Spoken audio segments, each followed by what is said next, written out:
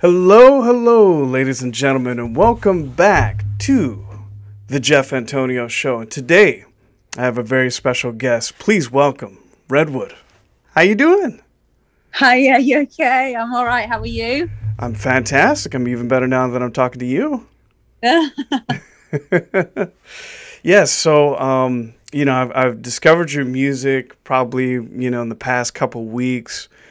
And I'm a music junkie. I'm constantly looking for new music and something to inspire me or move me or make me feel. And I happened to come across your song, Honey Sauce. And I got to tell you, it's awesome. Thank you very much. I'm glad you like it. Thank you. Actually, I love it. And you're welcome. It's well deserved. It just, I don't know what it is, but something about your voice and the way the song is crafted and the way that chorus comes in, it's just like, man, it's just there, and it's amazing in all its glory. And I hope you're proud of that song because it does something to me. Yeah, I am proud of it. It's always nice when I think, especially when a relationship ends, and obviously you go through so many different emotions, don't you? But at one point, I think you probably feel a little bit of resentment. I think that's fair to say with most of us. I think even just for a day. So yeah, and I sort of, at the time, I was like, right, well, fine, I'm going to write a song about it then. So I did, and so I'm really good friends with the ex-boyfriend in question. Really good friends. Cool. But yeah, so it's quite funny really, because once he heard the song, he texted me going, sorry. So he knew. He was like, uh-oh. Yeah. So it's 1-0 to me. That's so funny. Yeah, I mean, it's just like, and a lot of your music too, because I've listened to a lot of your songs, but it's just like you have this natural quality about your music. It just feels so natural. And I think the listeners feel that too. Is music just natural for you, or is it something that you work on? I don't think anybody's ever born like fully fledged with like a God-given talent. I think some people are born with I don't know, like a better capability. I don't know. But it's definitely still something you have to work at. You can't, it's not like I just sat down at a piano and could just play it and write songs. Like I had to. And I never want to share with the world the songs I was writing at like age 12, because it's embarrassing. So it's something you have to practice and hone in on your craft and really sort of work away at, I would have said. But I've always enjoyed it, so that's good. I enjoy it.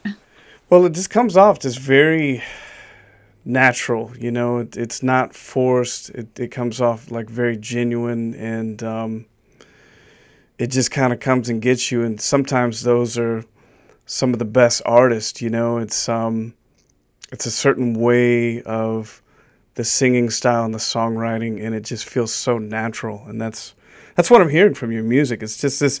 It is not to say that you don't work at it or anything like that. It's just, I don't know. It just feels natural.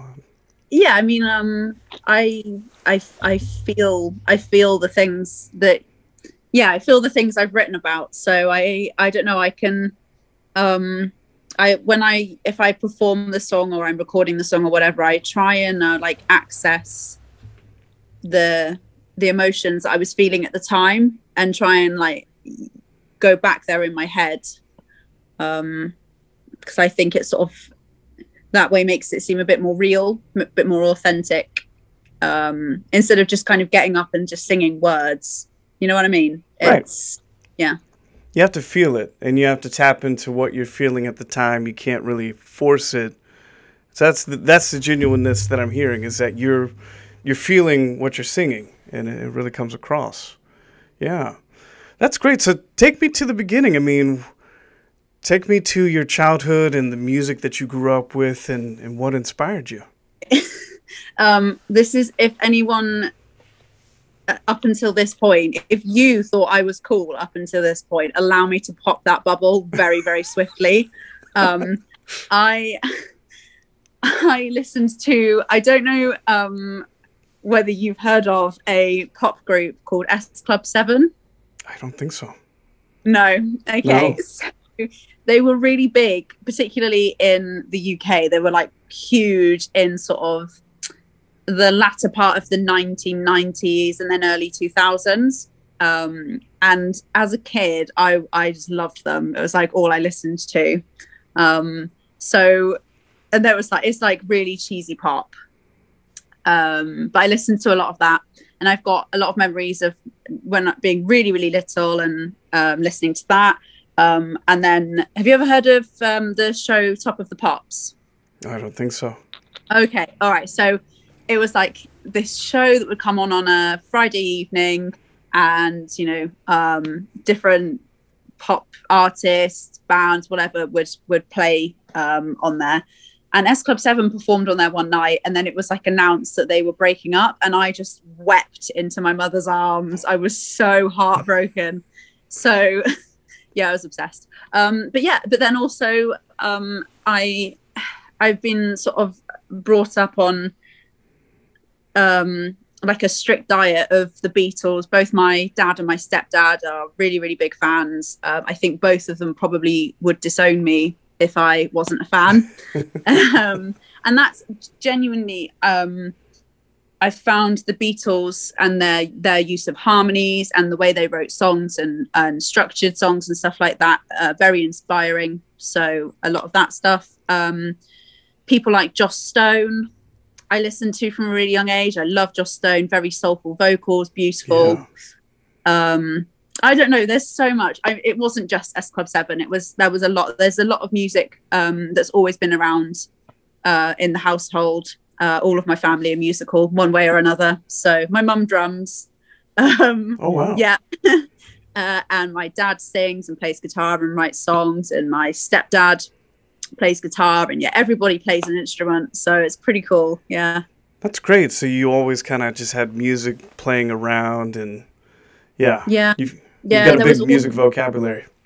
Yeah, I'm very, very lucky in that my parents and my family have always been really super supportive, and they just sort of said to me when I was younger, do you want to learn piano? And I was like, yep, cool, I'll do it. And here we are. So, and obviously without that, without having piano to accompany myself, I think the way I write songs, if I ever had gone on to write songs, it would be very, very different. So I'm very lucky in that respect. That's awesome. That's all, because most kids, the piano lessons are like, oh, I don't want to do it. I mean, you actually wanted to learn. Yeah, and I can tell you firsthand that kids are like that, because I do teach piano now for a living. Yeah. And there are kids that are like, I don't want to do it today. And you're like, but you must. You can and you will. You will. No, and I went through periods where I really didn't want to do it, because it does get tough, and you sort of hit a wall and you have to break the wall down and keep going. But yeah, no, I've always really loved music. I really, really have. And my mum, I think my mum used to, what was it? My mum had a nickname for me when I was a toddler. I can't remember what it was, but she said I used to sing in my cot. So, yeah. Wow. It's just in your genes, in your family, all around you as a kid. And that's beautiful. I mean, that's great. Was it when you started to learn the piano, was it kind of like that pivot moment where you said, this is me, like I'm music, I'm doing this? I think so. I was 6 years old when I started learning. So I think at the time, at that age, it was just kind of like, oh, great, a new thing. This is exciting. Right. But I think, certainly when I got to like age 10 or 11, it really hit me that I loved singing, and I loved music and hearing music. It's always just been something that I've just wanted to like absolutely immerse myself in. It's like the great love of my life. I know that sounds cheesy, but it is. Like I cannot, like when I picture like my life without music, it's just like this dull grayness. Yeah, I love it. No, I don't think it's cheesy at all. I mean, if you know what you want in life, especially at a young age, I mean, I think it's a gift, you know, because there's so many people out there that don't really know what they want to do for, I mean, sometimes till the middle of their life, you know, they find their calling. So the fact that you were so connected to your ultimate, drive and motion in life, I mean, I think it would give a lot of clarity, I would think. Yeah, but then there are days where I know I've had conversations with my little brother who he's a drummer. So he does music, and we've sat down and just cried together. Like, I wish we just wanted to do like, regular office jobs, because it's tough. Like, music is tough sometimes. It's hard work. So, there are days where I wish I didn't want to do music, but I can't help it. It's like my vice, I think. Yeah, I mean, I've always kind of described it as like, it's like a ghost that's always following you, you know? And sometimes you want to turn it off, you know? But that ghost is always there. You look up and there's the ghost of, music, and it says, hey, play. Like this is what you do. This is you. And it always brings you back. And but I totally get what you mean there. So you said, about 12 or so, that's when you started to write songs. I mean, what were some of the first songs like? Oh God, they were about boys. They were, it was real, like,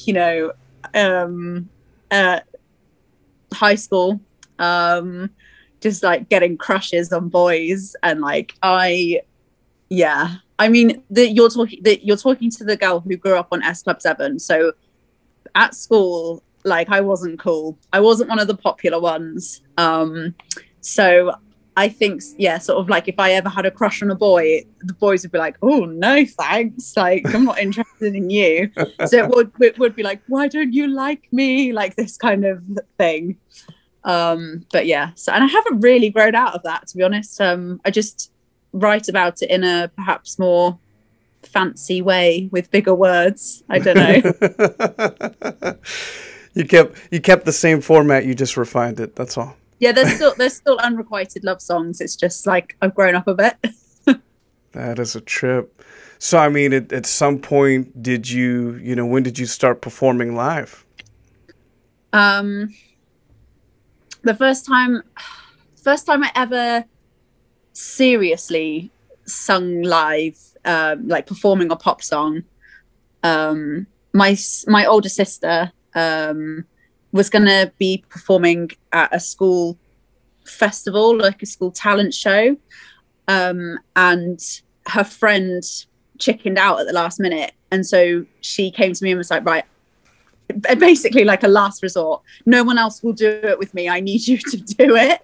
And I was like, oh, okay, I see how this is. But yeah, so she roped me in to do it.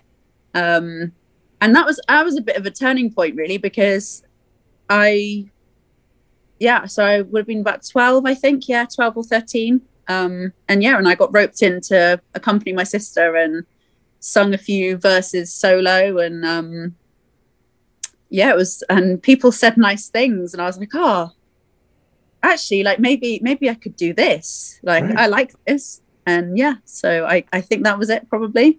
That's awesome. That's awesome. I'm sure you were nervous, huh? Oh yeah, really nervous. Yeah, really, really nervous. I felt sick in the week before, like every day on the way to school. I was like, it's this Friday. Like really, really worrying about it.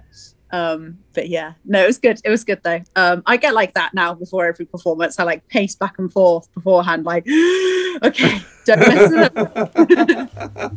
How do you get through it? How do you work past that? I don't know. I don't know whether people lie when they say like it's really funny that I just ramble. I don't know whether they're doing that to just be nice. It's like maybe it's like a really polite British thing. I don't know, but I do ramble a lot, and the more nervous I am, the more I talk. And it doesn't make any sense, and it's like my brain's just going blah. I don't know. So yeah, I don't know.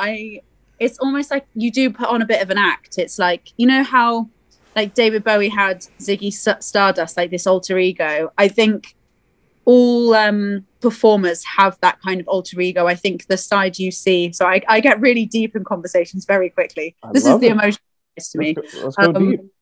Yeah, like I think all performers have that alter ego of in some form, on some level, where we are not a different person. I don't know, but it's like you're not who you're going to be, like with your family, with your closest family, your closest friends. You're not the same person.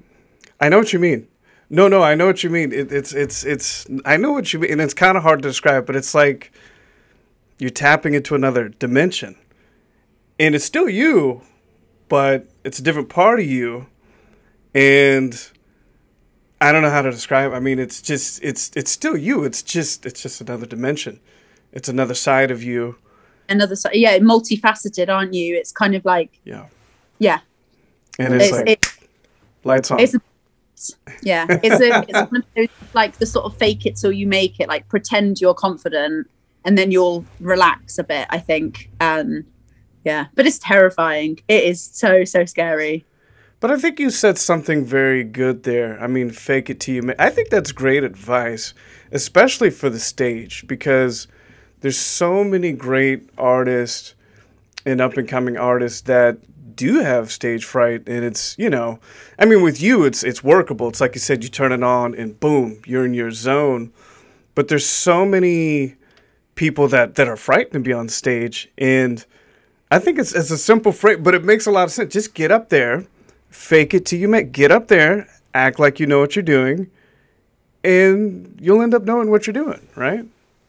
Well, that's you know, things like, you know, people say to you like, oh, pretend the audience are all in their underwear, and it's not because you like it's not actually so like you're like laughing at them and that makes you relax. The whole idea of that is to kind of almost, it sounds a bit dodgy really, but in your head the audience are looking just as vulnerable as you. And I think one of the best bits of advice my grandfather gave to me was actually the audience want you to do well. They want you to do a good job. They're on your side. They want to enjoy it. You know what I mean? So yeah, they want you to do well. So go out there and do well. Like, I don't know, it's but you're gonna have off days like any other job that you do. You know, you have good days and bad days. I've had some terrible live performances. It just sometimes it happens. Give me an example of you know, time you did a show and you're like, oh, this just couldn't go any worse, and you just work your way through it. I mean, well, certainly throughout the lockdown here, because obviously a lot of people have been doing these live stream shows. If one of my friends, Rosie, if she ever like listens to this show that I'm on with you now, she's gonna definitely laugh at me, because she always takes the mickey saying that I mention my broken fingers too much. I do mention my broken fingers. I broke my fingers. You can see how weird my finger is. I broke my fingers at the start of our first lockdown in the UK, and so then I still wanted to do my live streams and I still wanted to play piano, but I could only use these two fingers and my thumb on my left hand. Wow. And that was fine. It was fine.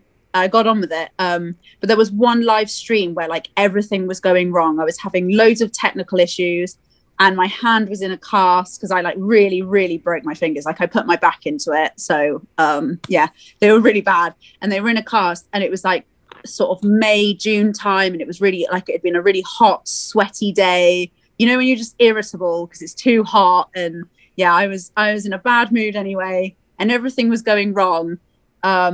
and then my phone stopped working, so I had to borrow my little brother's phone to do the live stream. And then one of his friends tried FaceTiming him while I was trying to do like finish up the live stream, and it was like everything was going wrong, and I could just feel myself like about to explode. And I was just, yeah, okay, I don't know. I've had times where I've like just come off these live streams during lockdown and just found it so stressful that it's I don't know, it really does something to you. It's a very, very weird thing, streaming to people and not being in a room with people, just talking at your phone essentially, or your device. Yeah, it's really, really odd.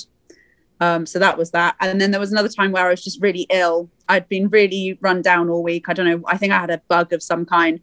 And actually, funnily enough, I remember I was singing my single Honey Sauce at a gig, and I could feel myself like going faint, and I was like gripping onto the piano to stay upright. Wow. So that was another bad one. So yeah. But you worked through it. Right? Yeah, I don't know, I kind of see it like, especially once I start, I'm like, look, I've turned up now, I'm going to finish the job, and then I can feel sorry for myself afterwards. Precisely. And half the time the crowd doesn't know the difference. They're like, I thought you're amazing. Yeah. So much of it is in your head, isn't it? It is. I think so much of the time we get in our own way, and if we just got out of the way, you'd be amazed at what we could do. Yeah. This is it. Absolutely, 100%. So take me to, when you first started recording, like, when did you do it and how did that come about? Probably I started going to like a music college, and there we had access to like a proper music studio. So, and I was, using all the proper equipment. Didn't even know that there was a difference between, different types of microphones. I just thought a microphone was a microphone, and all of that kind of stuff. And it was amazing. It was absolutely mind blowing the first time, and trying to learn all of these new things and how it all worked and which plug went in where, and all of that kind of stuff. Was there a learning curve to kind of figuring it out, like the mic and the piano? And I mean, how did you work your way through it? Yeah, definitely. I think, obviously, well, with the piano, to start off with, I did a lot of it through MIDI. So it wasn't all done with, microphones around a proper acoustic real piano. But yeah, certainly in terms of learning what to do with recording vocals and recording other instruments, putting microphones up around a drum kit and things like that for recording a band, and then also working with the computer and the digital audio workstations and all of this kind of stuff, and learning how to use all of that. I mean, some people picked that up within a few months, and to be honest now, I mean, I'm 23 now, and I started college when I was 16, and I left college a few years ago, but I still sometimes get really muddled about some of these things. I'm kind of like, look, just let me turn up and do the music. Somebody else can record. Yeah, just can do all this like weird technological stuff. I'm not great with it, but I get by. That's a trip, yeah. I mean, sometimes you just get past the technical parts, and so it sounds to me at this point you probably figured out what you like to do in the studio and what you just have someone else figure out what mic or all the specific details, right? Yeah, I think so. Yeah. As I think it's a case of like going out there and meeting other people who can do the production side of things and the recording engineer side of things, and having a sort of a good team around you. And I've kind of, I can get by. I can record myself. I can record demos of things, and I can try and mix things or whatever. But I'm nowhere near as good as some of the producers I know. So I just leave it to the experts. Yeah, we could leave it to them to be the knob tweakers and yeah, exactly. hand this left, put this right, you know, master this. I mean, at some point it's like, okay, you know, yes, do it, please. I think what's frustrating for me is I know how I want things to sound from a production standpoint, but I really struggle sometimes to articulate what it is I want. So I'm like, I want something here, but I don't know what it is. And this thing needs to it needs to be back. It needs to just be back in the recording. And I remember my one of my producers was like, so just turn it down then. And I was like, yeah, that, just turn it down. I don't know. But that makes sense though. They understand. Yeah. But that makes sense. I mean, to say that something needs to be further back completely makes sense to me, you know. And if you were to say it needs something different, you know, I think that makes sense too. I mean, it may not be exactly, but you know, how do you articulate that? You just kind of experiment and you find out what it is that's missing, right? Yeah, I think so. I think so much of it is just experimentation. It's particularly, you know, I think in the early days of just playing around with music, like it should be something you enjoy, and the joy of it is just playing around with these things and working out what it is you like, the sounds you like, and yeah, stuff like that. So as you know, in the studio, you can go on forever. Gone are the days where, you know, like the Beatles, you know, they only had 4 tracks. If you can imagine how crazy that is. I know. And still what they did. But at one point, do you know when the song is done before you drive yourself nutty? I don't know. It's like, I don't know if when you were a little kid, you ever said to like a grown up, like, what's it like to be in love with somebody? And everybody says, oh, you don't know. It's just like this feeling. And when you know, you know. Right. It's almost like that. Like when you listen, it's like I can't speak on behalf of everybody else, but I know for myself, when I listen to a track and it's done, I listen to it and I just get this like feeling, like this gut feeling, and then I get like these weird butterflies and I'm like, yes, this is it, this is the one. It's there. So I'm the single that's next coming out in April, and I remember with that one I thought it was finished and I was listening through to it, and towards the end I was like, it just needs a little something else at the end here, and I did the little something else, and then I listened back to it and I was like, yes, that's it, it's done. So it's a gut instinct. Yeah It flies away, right? Yeah, it's my bird. Yeah. Well, that makes sense. I mean, I think that makes sense. I mean, it you know, it's like an instinctive feeling, and it's how the track makes you feel, right? That's how you know when it's done. It's like a complete feeling. Yeah. That is awesome. That is awesome. So how do you get into your creative zone? You know, it's, as you know, say, you know that you're going to go to the studio on Friday and you're going to do this and you're going to do that. And then you get there on Friday and you're just like, you know, how do you parlay into your zone? It's a bit of that, the whole like fake it till you make it thing. If I'm really not feeling it, if I'm really not feeling it, I'll just kind of like have a go, and I don't know, and I suppose sort of like do the things I know I can do. I think that's probably I'll get there, and if I'm really not feeling something, I'll be like, well, I'll come back to this and I'll do this thing and get this thing done, and then I've got this to come back to, and then if it's not right, either chuck it or just kind of put it on the back burner, and it's there if I need to come back to it. Sometimes, you know, I've spoken to some musicians who have recorded almost an entire song, and they've got, you know, all these tracks done, all these different layers, and they've listened to it and just gone, it's just not right. It's just not right. And they've just scrapped the entire thing and started again from scratch.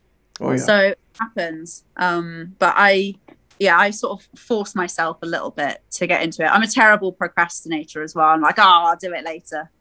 I'll do it tomorrow. And then tomorrow comes and I'm like, oh no, I can't because it's raining. Even though the weathers are like completely irrelevant to the task. I don't know. It's raining outside. You're inside the studio. Yeah. No, but I know what you mean. Like, you know, but that's good though. I mean, have you ever scrapped an entire song or started back to square one? I wouldn't have said I've scrapped the entire thing. But sometimes going back to the bare bones of it, almost like the blueprint of it sometimes, or I find because with some lyrics that I write, it's not just kind of like the words that have been chosen. It's not just because I wanted those words there. Sometimes it's also about how it works rhythmically. And so sometimes I'll just get some thoughts down onto a piece of paper, and then there's kind of like a rhyming couplet or even just a line that actually I look at and I think, oh, actually this would work really well in this song instead of keeping it here. And I'll do that. So that's happened quite a few times. So I don't know, it's sort of like switching back and forth between things, and it's not stealing when it's all your own work. It doesn't matter. So it doesn't matter. You can just do what you want. So steal from yourself. Yeah. Yeah. I stole from. Yeah. Do you co-write or you write alone? Most of the time I write alone, but that's not for want of trying to get other writers to write with me. So I'm hoping once the lockdown restrictions here have eased a little bit, I'll be able to get together with, I've, been texting loads of musical friends like, we need to get together and do this. And people respond with, yeah, that'll be great. And then nothing ever comes of it. So I'm going to be really pushy, I think, now. And force people to write with me, whether they want to or not. Lock them in the studio. You're not coming out. Yeah. So that brings me to a great point, and something that we've all gone through the past year, COVID. I mean, tell me how that's affected you personally and your music too. Like, how is that, I mean, I'm sure it's had an impact. Yeah, I feel almost guilty in saying that the first we like a lot of people in the UK are like referring to the lockdowns we've had here as like the trilogy of lockdowns, because we're now in our third lockdown, because they kept easing it and then being like, oh no, cases are rising, we should probably stay at home again. Right. So I won't get really political because it's just a bad idea. So I won't. But yes, that's what's happened. So in the first lockdown, which was sort of March of last year until, God, when would it have been? June or July, I think, because they did start sending children back to school and things just before the summer holidays for us here. And the first lockdown, I loved it. It was quiet.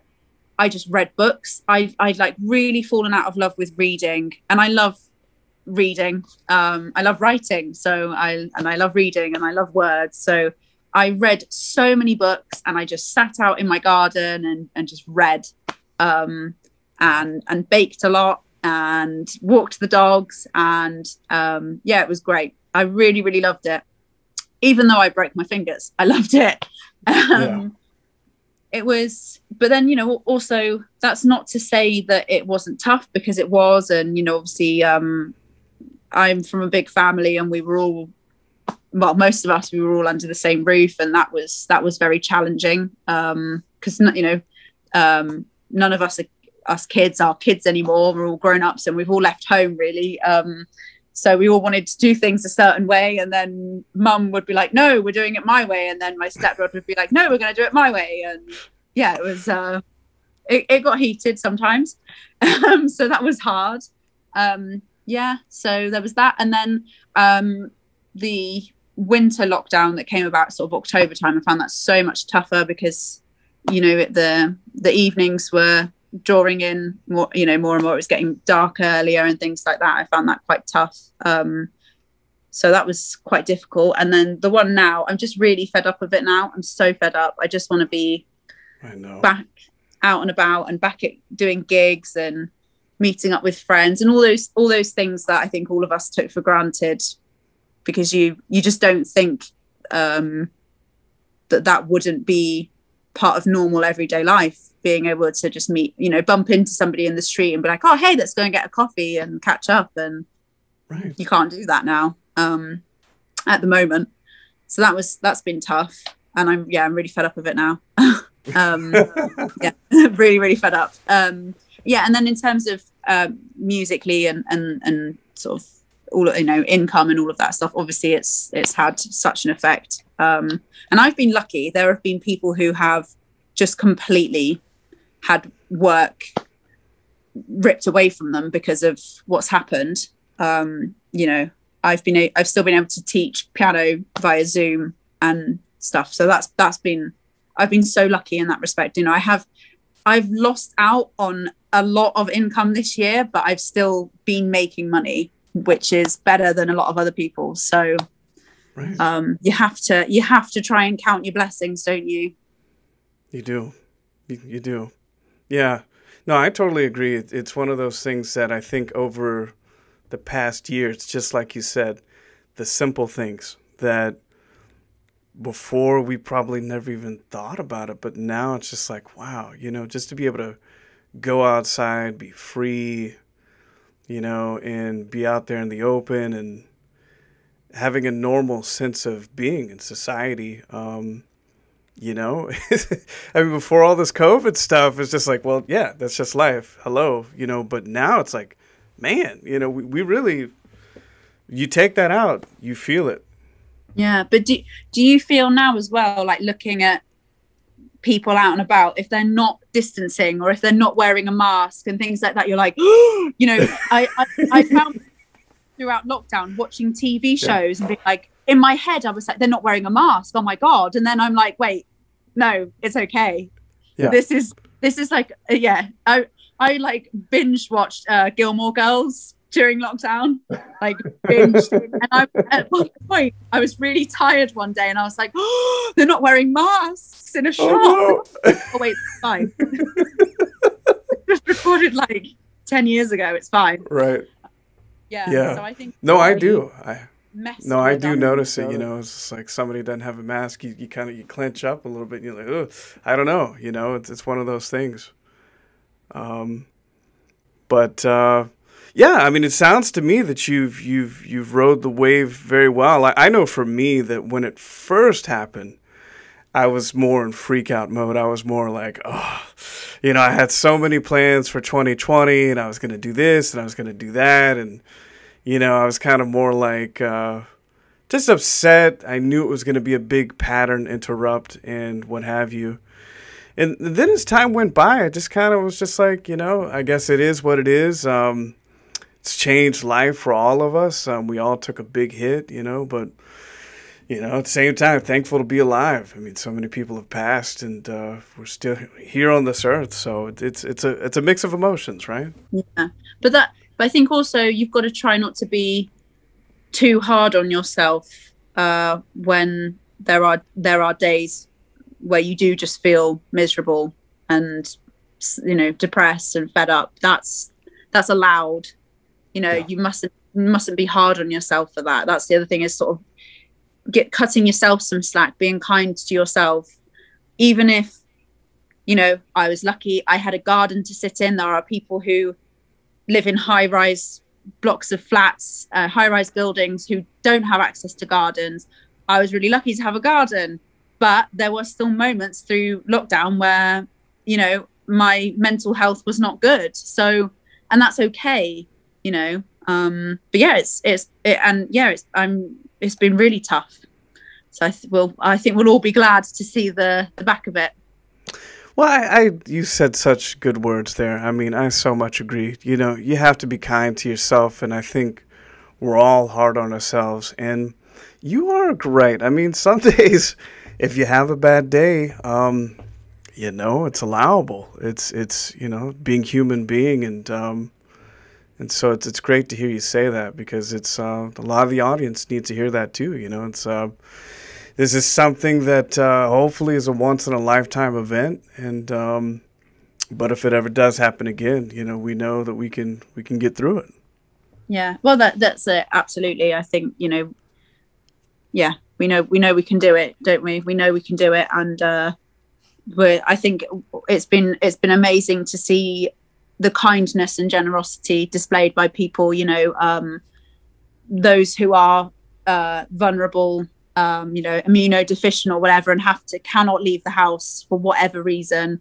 I've seen, you know, the communities really coming together and dropping food round for them, doing their shopping, baking cakes, walking their dog, all of this kind of stuff. That's amazing. And, you know, and sometimes, you know, again, there are days where you look out and you think, oh, the world is such an evil place. You know, there's war and people starving and all of this kind of stuff. And it's devastating. But there's also a lot of good stuff too. And I think that's also been good, you know, good. One of the good things to come out of COVID is to see the kindness of some people as well. Absolutely. Yeah, there's been some great displays of humanity, undoubtedly. So tell me, how does your day begin and how does it end? At the moment, I wake up, read through the news, and I have a nice big bowl of porridge. I love porridge. Nice. Fills me up until lunchtime. So I have a breakfast, take the dog out, come home, work through emails, respond to emails, all of this kind of stuff. At the moment, a lot of it is sort of working through PR stuff for the next single that's coming out. And I don't know, it's really like, it's different from day to day. Working on a lot of music at the moment, and then teaching. So, and hopefully going back into schools now. We haven't been allowed back into schools, but hopefully going back into schools now to teach during the day. And yeah, I don't know, it's different every day. I will get up and have breakfast and walk the dog, that I can tell you, but then from there I don't.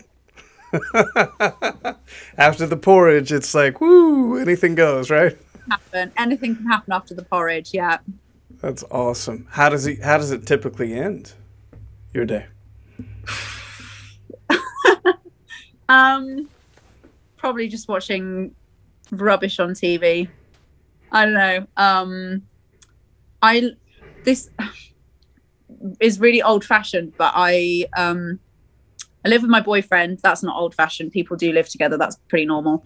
But I really love looking after people. I'm really I'm the maternal one of my friendship group, 100%. I love looking after people and I really enjoy cooking. So I do really, and I'm also really controlling in the kitchen actually as well. So I'm best just to do it. I think that's actually what I'm driving at here. I'm really controlling in the kitchen. So I like to cook dinner.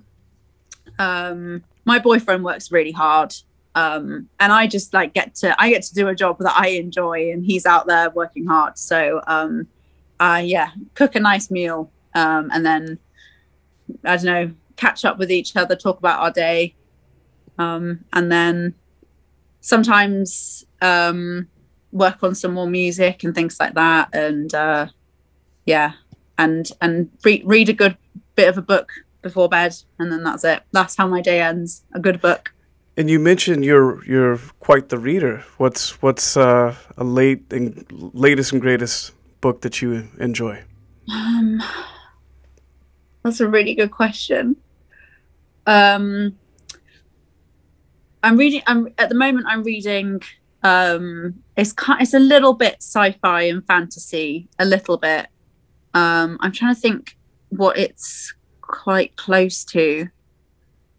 I don't know, it's like this army guy who's dealing with magic, It's really weird, but it's quite good.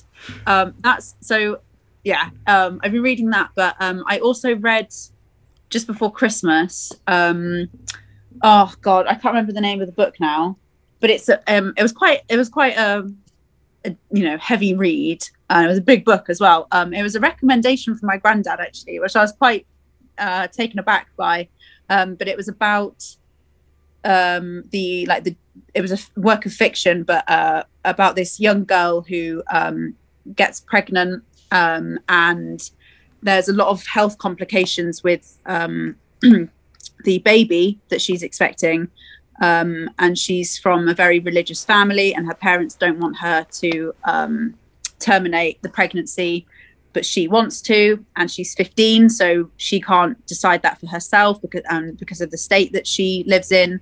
And it's all about sort of from the very bottom to the very top of like the justice system in the US. It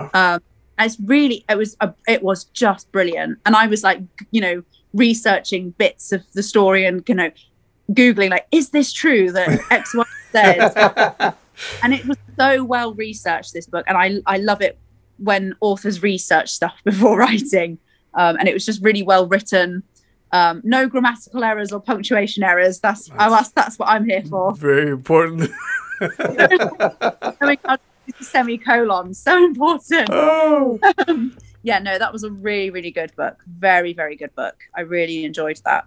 Really good. And it was quite eye-opening because obviously I don't live in the US, so I had never really thought much about how the justice system works over there, and all of the rules of the Constitution and all of that kind of stuff. I'd never really known about it. So it was really eye-opening. Oh, most definitely. Especially, you look into the various nuances of the laws in the U.S. It can make your head spin. I mean, it's sometimes it makes sense, and sometimes it's like, huh? It's like, what?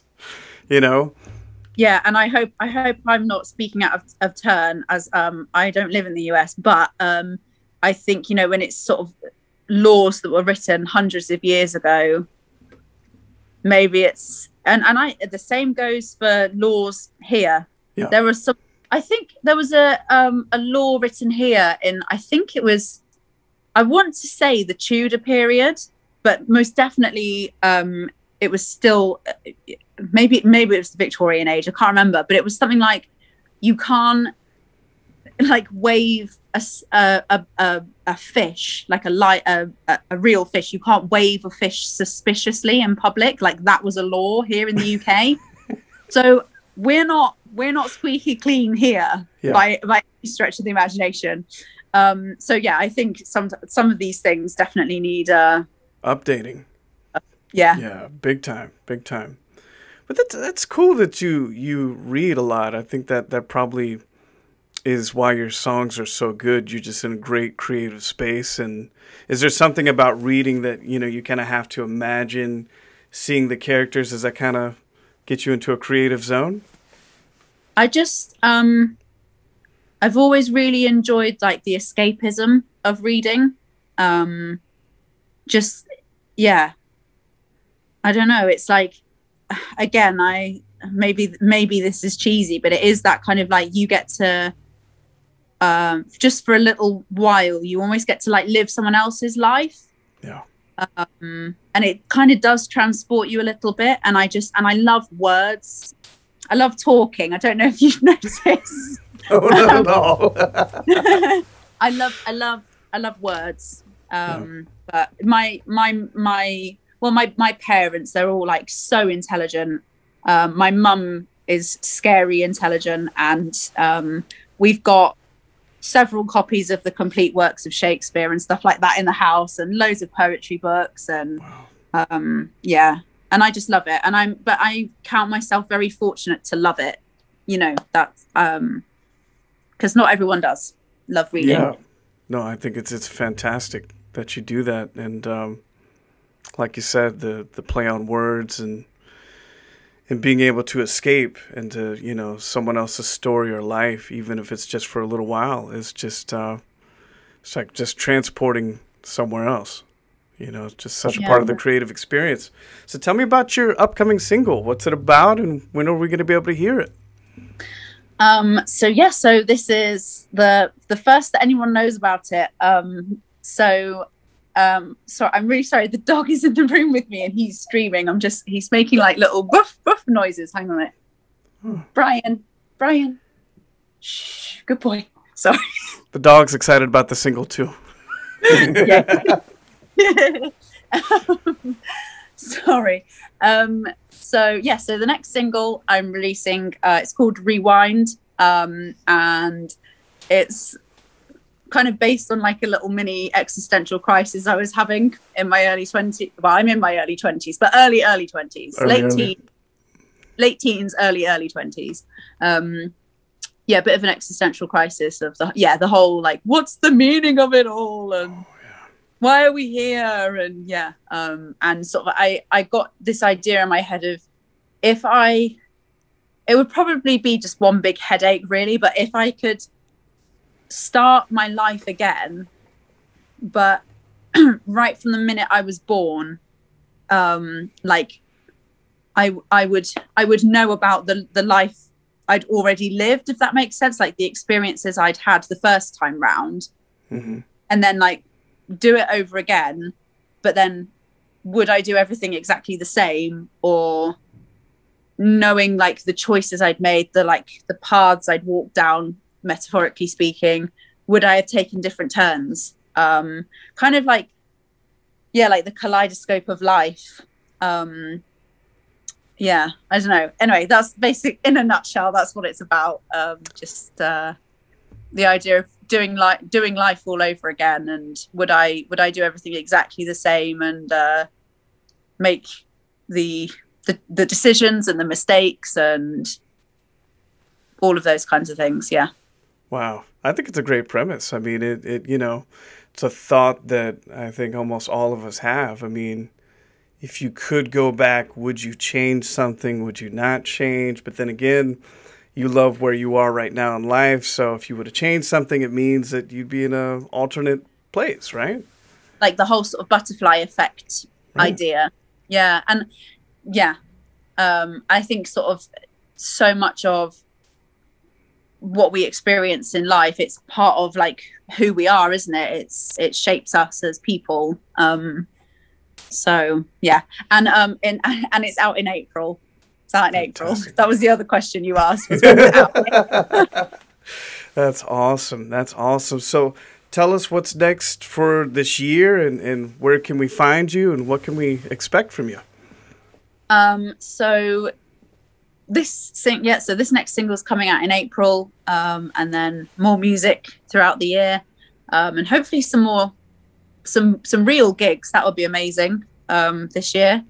And you can find me on, I get so distracted. You can find me on Instagram and Twitter and even TikTok now, with @Redwood Songs.